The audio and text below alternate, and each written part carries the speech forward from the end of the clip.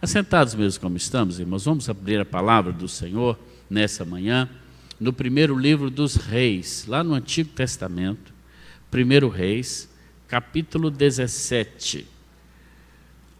Nós vamos ler, na verdade é o seguinte, eu quero que você abra o texto, mas eu pedi aos meninos da técnica, que agora nós temos esse telão bonito, nós vamos buscar alguns outros recursos.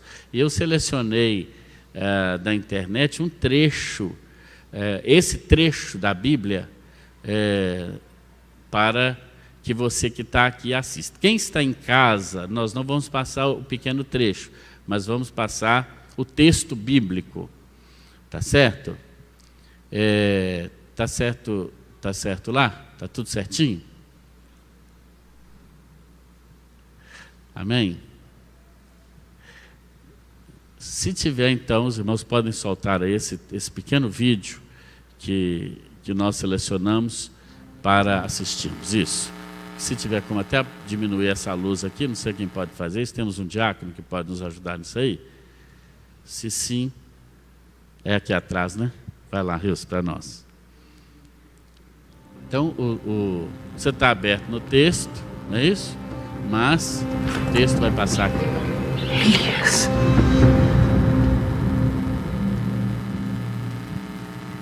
Espera.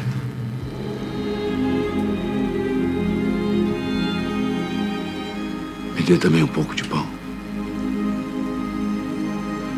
Tão certo como vive o Senhor, teu Deus, não tenho nada cozido aqui. Tudo que tenho é um bocado de farinha numa panela e um pouco de azeite numa botija. Eu vim pegar esses gravetos justamente para cozer nossa última refeição. Não se preocupe. Faça como disse. Mas primeiro, faça um bolo pequeno para mim e traz aqui fora. Depois você faz um para você e seu filho. Porque assim diz o Senhor, Deus de Israel. A farinha da tua panela não se acabará. E o azeite da tua botija não faltará. Até o dia em que o Senhor fizer chover sobre a terra.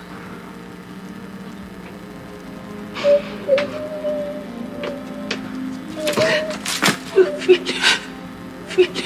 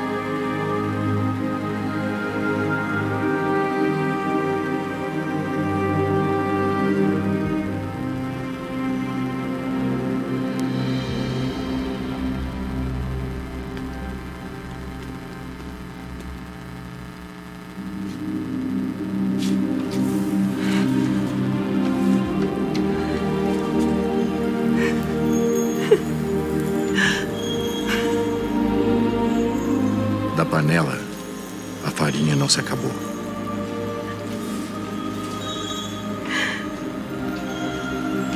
E da botija, o azeite não faltou.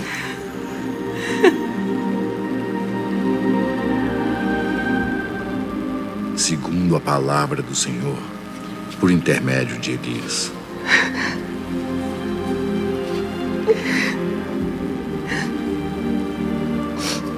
Para o quê? Olha meu filho. Olha meu filho.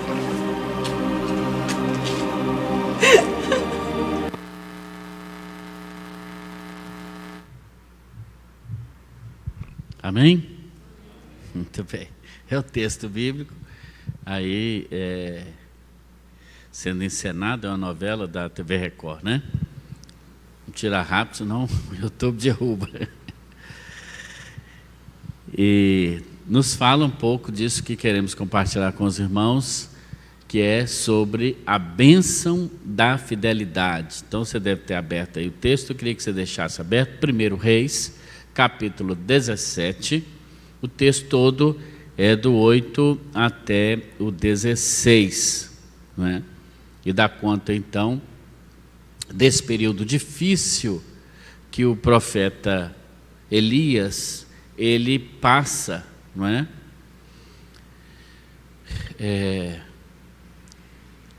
Nessas experiências que ele teve com Deus. Ele está vindo aqui no capítulo 17, nos primeiros versículos, exatamente fugindo, não é, de Acabe e Jezabel, os reis malvados, não é?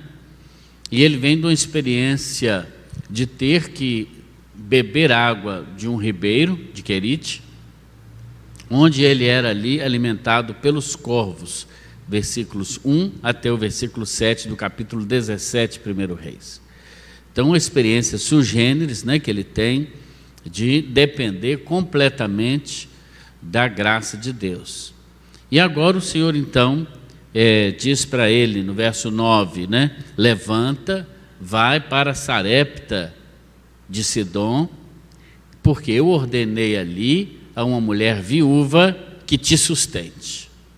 E eu imagino a alegria do profeta quando ouve que depois de um tempo de perrengue como ele passou, sem água, e tendo que beber água do rio, ele bebeu água do rio até que o rio secou, o riacho, porque não chovia na terra há muitos anos. Então agora ele, alimentado pelos corvos, Deus diz para ele, agora levanta e vai para Sarepta, porque ali tem uma mulher que vai te oferecer comida. Você ficaria alegre ou triste? Depois de um tempo ruim desse, ele deve ter pensado, deve ser uma viúva rica, né? Uma viúva com uma grande fortuna, não é? Que tem lá caixas d'água, deve ter reservado muita água na casa dela, deve ser uma beleza. Eu mereço agora um tempo de refrigério, eu mereço um tempo agora de abastança, não é isso? E ele encontra então com a viúva, e qual não é a sua surpresa quando a Bíblia diz que no verso 10 ele vai então a Sarepta e encontra a tal viúva, e era uma viúva pobre. Aliás, a Bíblia gosta de exaltar os pobres, né? É interessante isso. E ele então, vendo a viúva, ela estava apanhando uma lenhazinha, o gás naquela época devia estar caro também, né? Ela estava pegando uns gravetos, e aí ele já pede a ela, traze-me, verso 10, numa vasilha, um pouco de água para que eu possa beber. E ela tinha um pouco d'água, então ela vai buscar essa água. Mas, depois que ela traz água, no verso 11, aí ele diz, agora eu quero um pedaço de pão. Traz um pedaço de pão. E aí já não tinha jeito. Ela até estava sendo boazinha até agora. Mas ela responde no verso 12, vive o Senhor, que eu não tenho nenhum bolo, senão somente um punhado de farinha numa panela e um pouco de azeite numa botija. E aqui eu peguei 2 gravetos, vou fazer um fogo, preparar para mim, para o meu filho, vamos comer e vamos morrer, porque é o que tem. Esse texto faz um pouco parte daquelas ironias de Deus, não é? É um texto daqueles que nós podemos chamar de correlatos a texto do Novo Testamento.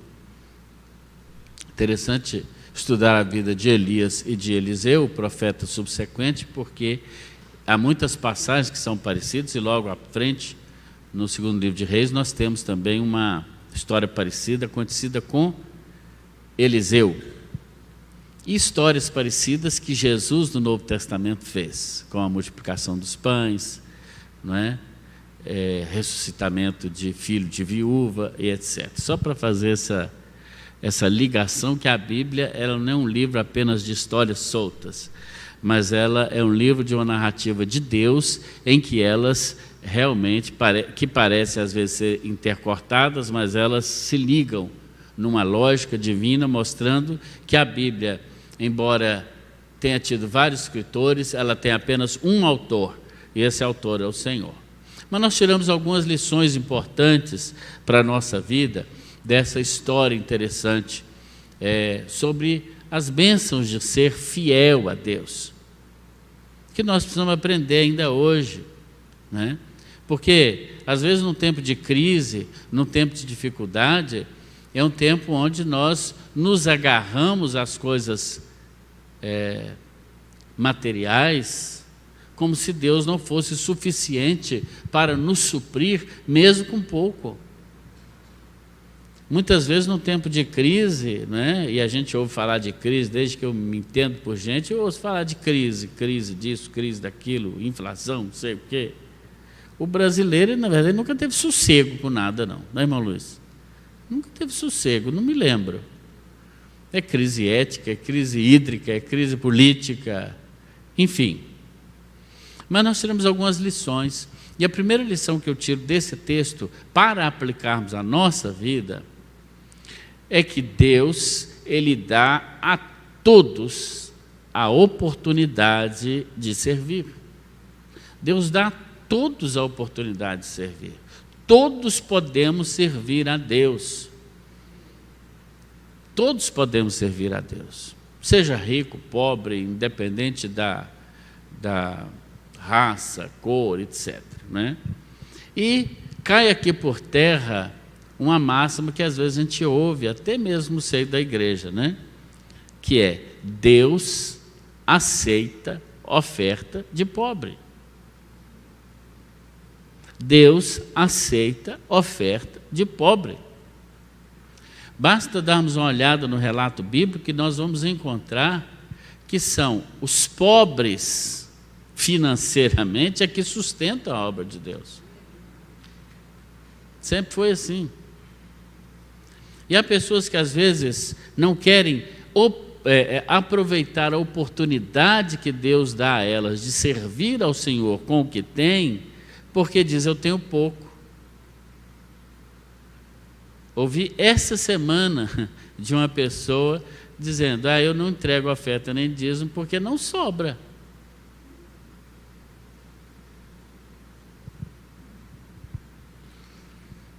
E uma lição que nós tiramos, irmãos, e não é sobre dinheiro, mas é sobre servir. Essa palavra dessa manhã não é sobre dinheiro, é sobre serviço, é sobre servir. Esteja pronto para servir mesmo no meio da crise. Aliás, é no meio da crise que você vai ver o milagre, porque quando não tem crise não precisa de milagre.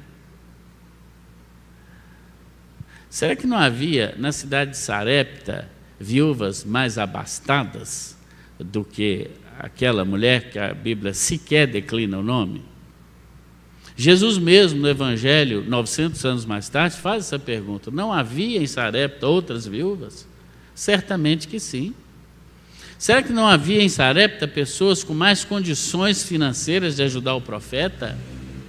Com certeza que sim. Mas Deus, de certa maneira, deu àquela mulher, por algum motivo que nós não sabemos, talvez já fosse uma serva de Deus, talvez já estivesse orando a Deus, talvez orasse a Deus pedindo algum recurso, e quando ela vê o profeta chegando, o profeta Elias era conhecido, então para ela não foi uma surpresa, mas quando ela vê o profeta, talvez ela pensou: oh, glória a Deus, chegou o profeta. Mas o profeta pensava exatamente o contrário: glória a Deus, achei a viúva. Não sabiam os dois que Deus estava oportunizando a ambos a oportunidade e o privilégio de servir. De servir. E Deus nos dá esse privilégio. Mesmo que haja outras pessoas com mais recursos, com mais preparo do que nós. A obra de Deus é feita com gente pobre mesmo. É sempre assim. Experimentamos e temos experimentado ainda o milagre da bênção nesse período de pandemia, não é? Da bênção de Deus. Experimentamos como igreja essa história, nós já conhecemos bem o seu final, do azeite não terminar, da farinha multiplicar. Aliás, temos desde março do ano passado exatamente experimentado isso. Nenhum programa da igreja, nenhuma atividade da igreja foi suspensa por falta de recurso. Vou repetir, eu acho que os irmãos não entenderam. Nenhum programa, nem atividade da igreja foi suspensa por falta de recurso. Isso é milagre. Nem um dia o salário dos funcionários da igreja, dos ministros, foi atrasado por falta de recurso. Talvez você não participou disso. Aí você pode dizer, que pena. Deus podia ter me usado. Mas Deus usa outras pessoas. E Ele sempre usa. O privilégio é nosso. Nós podemos participar do privilégio, das coisas extraordinárias, de ver o milagre acontecendo e dizer, eu participei desse milagre. Ou ficar só observando de longe, olhando, Deus está sendo fiel. Mas se dependesse de mim, estava fechado até hoje as portas. Nós precisamos entender, de uma vez por todas, que Deus quer nos dar a oportunidade de servir, que Ele aceita a oferta de pobre, que é do nosso salário, de assalariado, de gente que, desculpe usar essa expressão aqui, né? De gente que rala no dia a dia. É dali que Deus tira o sustento para a obra dEle, que vem como uma oferta suave, que vem como algo especial da parte de Deus. Deus podia mandar corvo para me sustentar, por exemplo. Eu ia ficar meio com nojo, mas tudo bem, né? E outra lição sobre a oportunidade de servir é que Deus requer pouco. Deus requer pouco. Veja, o profeta chega para a mulher e diz assim, me dá um pouco de água e um pedaço de pão. Ele não diz, eu quero a água toda que você tem. Pega todo o pão e me dá. Não, ele diz, eu quero um pouco de água. Eu quero um pedaço de pão. Deus sempre requer pouco. Me lembro uma vez, fui convidado por um colega meu do mestrado, que fez um mestrado comigo, Ciência da Religião na PUC, o padre Sérgio. A maioria dos colegas eram padres, né, por ser uma instituição católica. E o Sérgio, ele era e deve ser ainda, perdi o contato, professor de cultura cristã da Pontifícia Universidade Católica de Belo Horizonte. E ele dá aula em vários cursos. E ele me chamou um dia, falou, ele vai lá falar um pouco lá sobre os evangélicos, sobre os batistas. O povo precisa conhecer, tem muito preconceito contra o evangélico. E eu queria que você fosse lá. Eu vou e fui. Uma sala de engenharia, penúltimo período. Então eu falei sobre a história da reforma, falei sobre os evangélicos, um pouco sobre a particularidade dos batistas, né, dentro desse grande espectro que é a religião cristã em geral e o protestantismo particular. O assunto lá era só isso, era uma aula mais histórica. Mas aí um futuro engenheiro pediu a palavra, eu já estava esperando a pergunta, porque o povo, por mais instruído que seja, espiritualmente continua igual cavalo, assim, só com aquela viseira, né? Ele levantou a mão e falou, pois não. E aí o futuro engenheiro perguntou, por que o dízimo tinha que ser 10%? Eu não falei nada sobre dízimo, mas o único assunto que esse povo sabe falar é isso.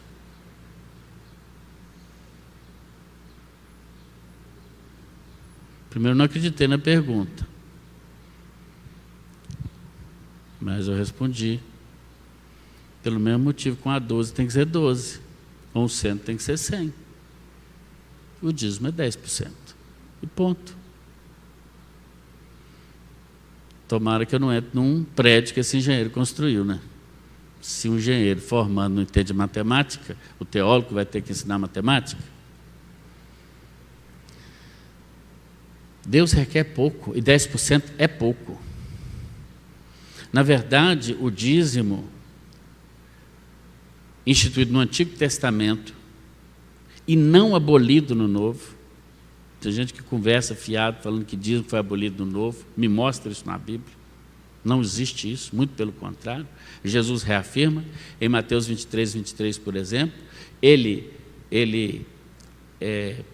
contrapõe os fariseus principalmente, não pela prática do dízimo, mas por uma prática idolátrica do dízimo, porque dava o dízimo da hortelã e do cominho, ou seja, das menores ervas, mas não tinham misericórdia, não cuidava dos pais, etc. É isso que Jesus condena. Por isso ele diz, deveis fazer essas, ou seja, ter misericórdia, sem deixar aquelas, ou seja, sem deixar da prática da entrega do dízimo. O Novo Testamento, muito pelo contrário, ele não abole a ideia do dízimo, ele a expande. Né? Paulo diz, cada um contribua segundo propôs no seu coração. Aí você fala, então é segundo propôs no coração. Sim, mas a meta já é o dízimo. O segundo propôs no coração é qualquer coisa acima disso. O dízimo é o mínimo recomendável de contribuição e não o teto. É o mínimo. É pouco. Um pouco d'água, um pedaço de pão. Isso é o dízimo. O que você não faz com 90, não é com mais esses 10 que você vai fazer. Deus requer pouco.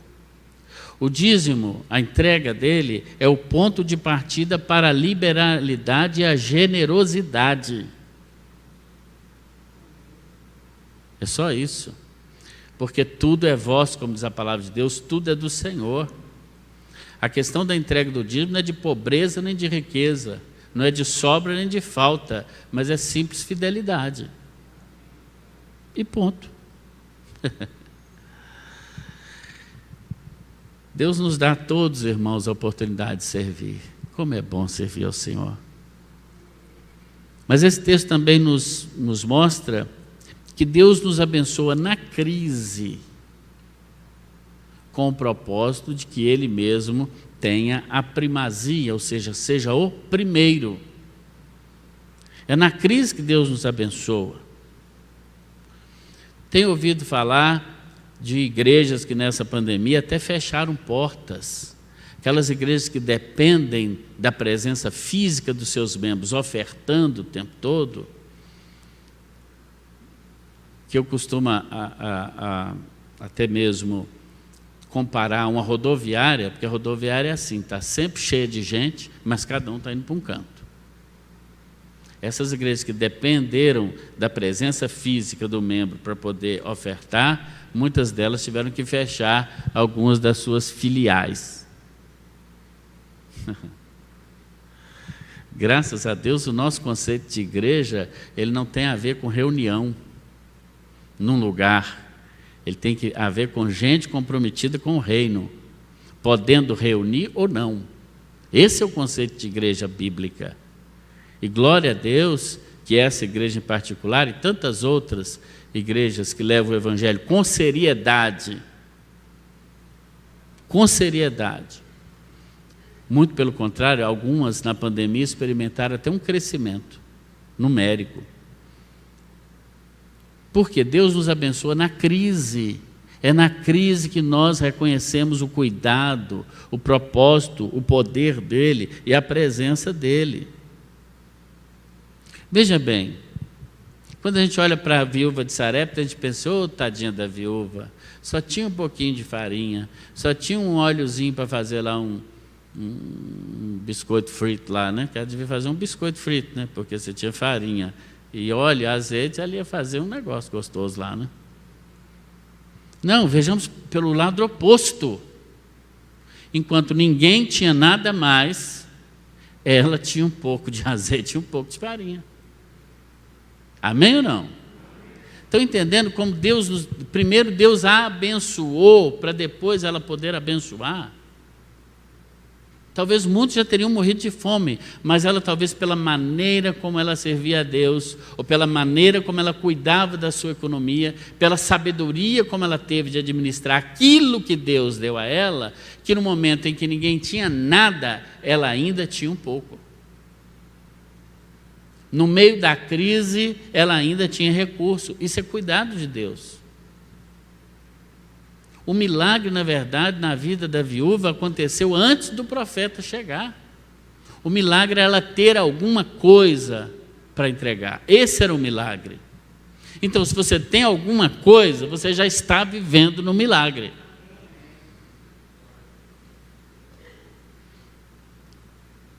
Certa vez, dando esse curso Conhecendo Deus, Fazendo Sua Vontade, lá na igreja onde eu vim, muitos anos atrás, o tesoureiro da igreja, ele fazia o curso, querido amigo, saudoso, e tem uma parte lá do curso, né, que fala sobre a vida financeira, ajustes, etc, na vida financeira, e ele disse assim, pastor, eu admiro os pastores, ele disse.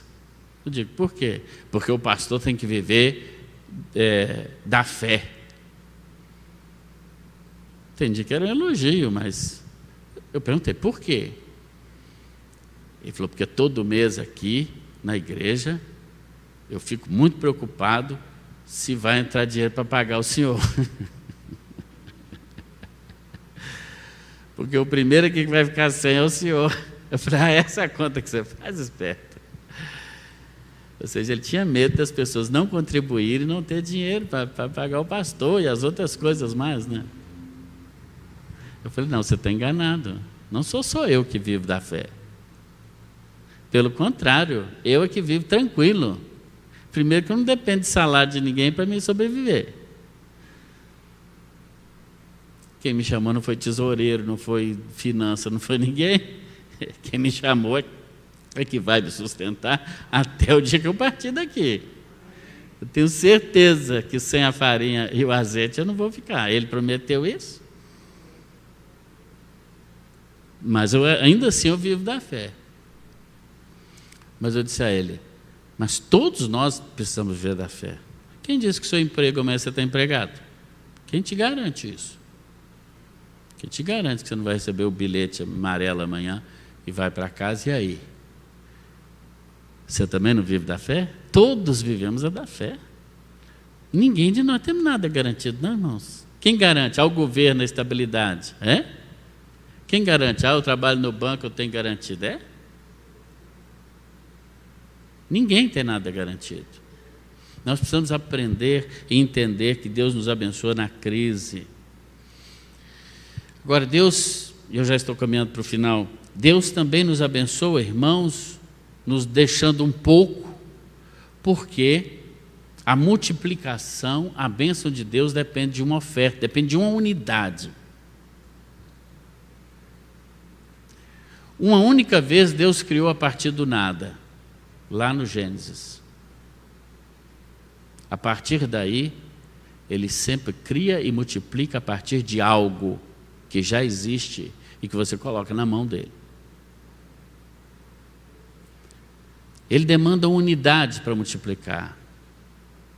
Um azeite, uma farinha, um peixe, um frasco de azeite, 5 pães. Me lembro da multiplicação dos pães, já no Novo Testamento, por isso que eu falei sobre a relação entre esses textos todos. Chegou de tarde, mais de 5.000 pessoas, os discípulos preocupados, naturalmente, chegam para Jesus e falam, Senhor, manda o povo embora, já está muito tarde, não tem lugar para dar comida a esse povo, manda embora, para cada um ir para a sua casa, comer, dormir, amanhã eles voltam, para continuar a aula. Jesus diz assim para eles: não é preciso que eles vão embora, dá-lhes vós mesmo de comer. Imagino Judas olhando para Tomé, Judas Iscariotes, dizendo: esse cara é doido, eu não estou falando que ele é louco. Eu estou com a bolsa aqui, sei que só tem 200 denários aqui, e 200 denários não bastaria para comprar pão para toda essa gente. E o Tomé: eu duvido, eu duvido que tenha algum lugar aberto para comprar pão nessa hora. Mas André, um dos discípulos, a Bíblia diz que ele achou um menino. Imagina isso, Jesus falando: dá vocês mesmo de comer.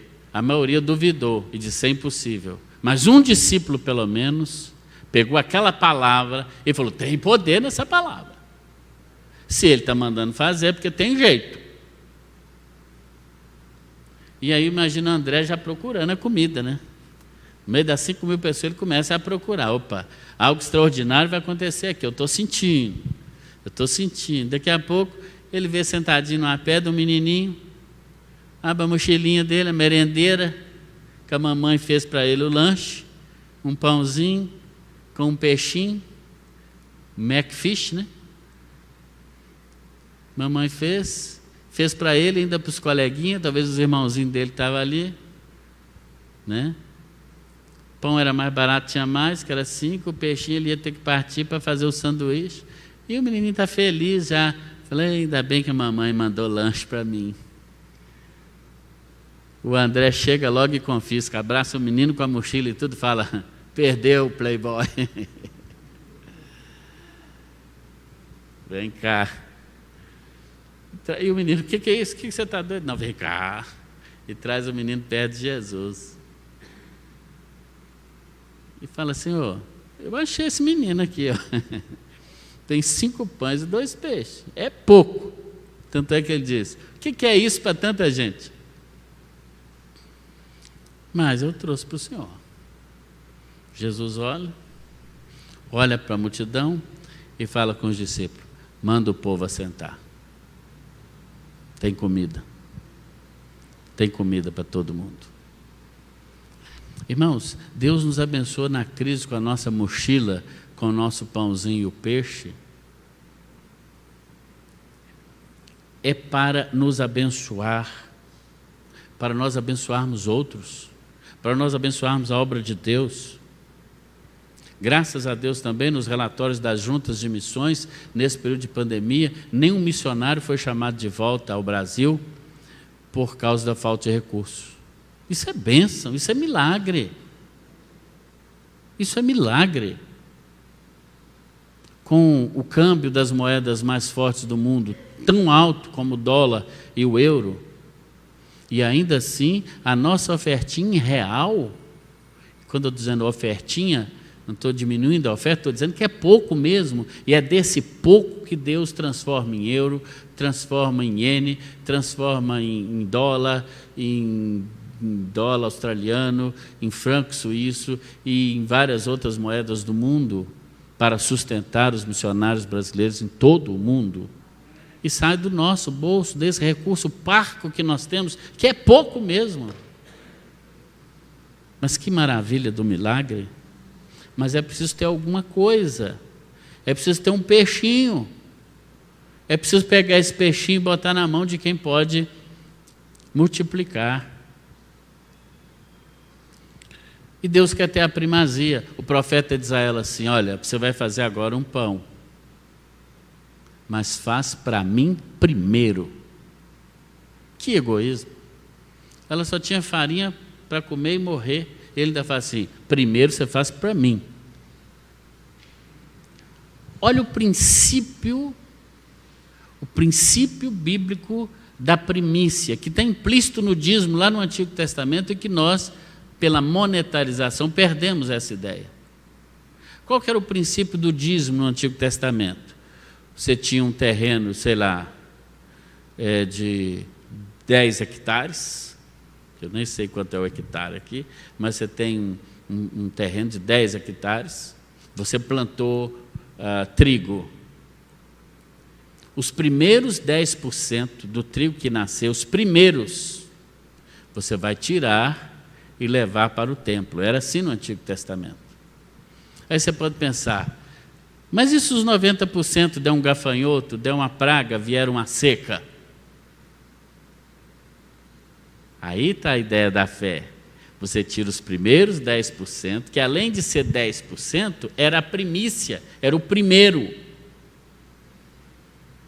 Aquele vingou, aquele é do Senhor. E o que não vingou, se não vingar, você vai ficar sem. Por isso dependia a fé, demandava fé. Hoje demanda-se sobra. Hoje já cai na nossa conta e o dinheiro hoje, a monetarização, ele nem é físico mais, né? Eles são números. Você recebe números na sua conta e vai tirando números até zerar de novo. Aí começa tudo de novo no mês seguinte.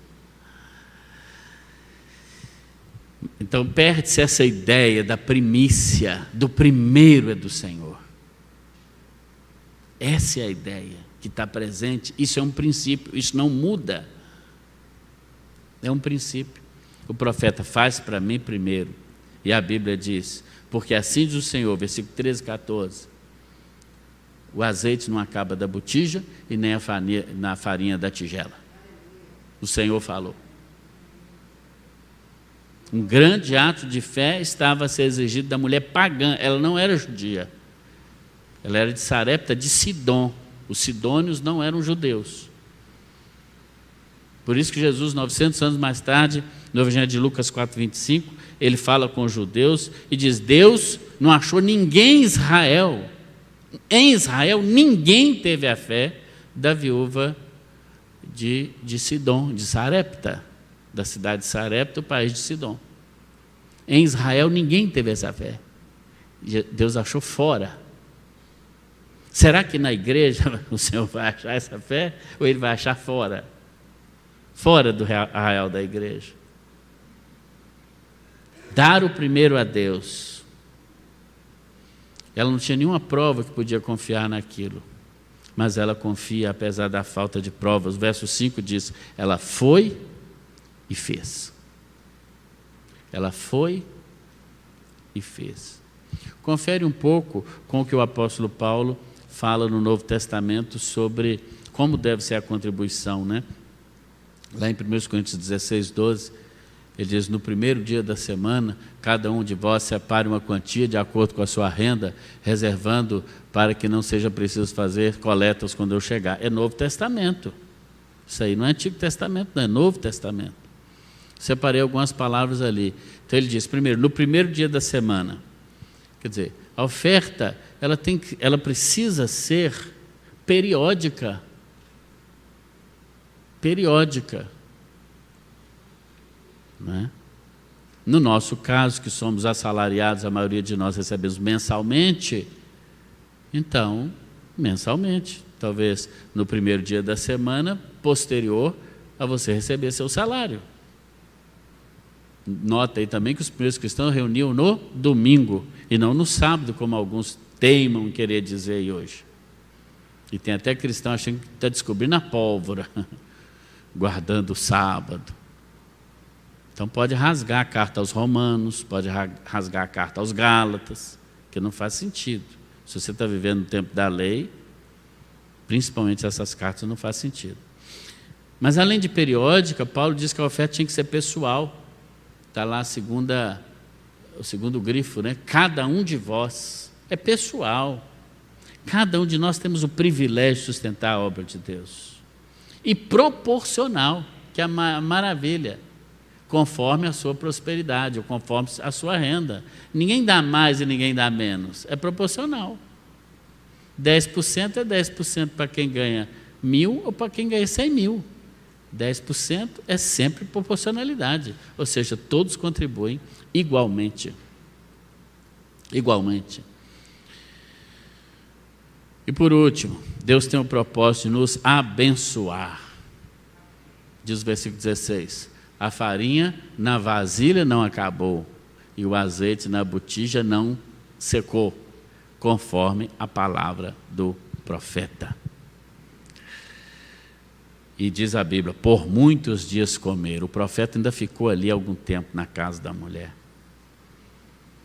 A bênção vem, irmãos. Não que nós devamos fazer para trocar pela bênção, absolutamente. Mas a bênção acompanha aqueles que são fiéis. Isso é outro princípio bíblico. É princípio da palavra de Deus. E se eu abrisse esse microfone aqui, muitos de nós poderiam falar sobre a bênção da fidelidade, para dar testemunho sobre isso. Porque o resultado da obediência é a bênção. Eu às vezes fico um pouco preocupado, não com dinheiro de igreja, repito, a obra do Senhor. Nós somos só o pedreiro, né? Se você tem uma obra para fazer, o pedreiro vai ficar preocupado se o dono tem dinheiro para comprar cimento? Aliás, ele vai pedir cimento até a mais, né? Até sobra coisa, né? Pedreiro é uma bênção. Não. Nós somos só pedreiro, não somos dono da obra. Tá certo? O dono dá o recurso. Então, não é essa a preocupação. Mas a preocupação que eu tenho às vezes é sabendo que Deus abençoa, eu fico pensando que talvez podem ter tantas ovelhas minhas que não estão sendo abençoadas na sua vida financeira. Tantas. Que deve estar aí a reboque. Casa Bahia, drogaria indiana, né? Lá em Belo Horizonte é a drogaria Araújo, que é a drogaria indiana, e haja drogaria nessa cidade, hein? Maravilha. E tem gente aí gastando muito. Dá uma olhada na fatura do seu cartão de crédito. Onde é que você está investindo os recursos que Deus tem te dado? Os recursos que Deus tem te dado para cuidar, porque 100% é dele, é 100% dele. E nós pecamos, mesmo devolvendo os 10, se não tivermos sabedoria em administrar os outros 90. Essa viúva, ela se torna depois uma ilustração do sermão de Jesus em Lucas 4, 25, 26, 900 anos depois. Mostrando que esse exemplo, ele é rico para a nossa vida. Portanto, irmãos, que nós, no nome de Jesus, possamos entender que Deus requer de nós fidelidade em tudo. Que Ele permanece fiel, que Ele nos dá a oportunidade de servir e que, acima de tudo, também, Ele há de nos abençoar, porque Ele não pode negar a sua fidelidade. Vamos colocar em pé e vamos orar, vamos responder ao Senhor, no nome do Senhor Jesus, a essa palavra.